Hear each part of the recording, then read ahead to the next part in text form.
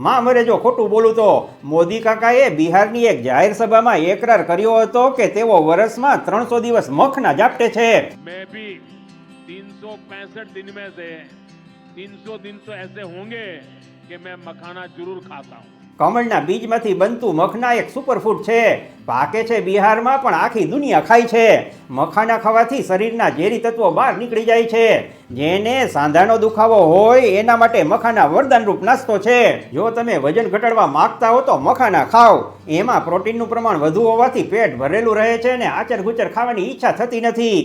એમાં રહેલા માઇક્રોબાયલ ગુણોને કારણે પેઢા મજબૂત થાય છે।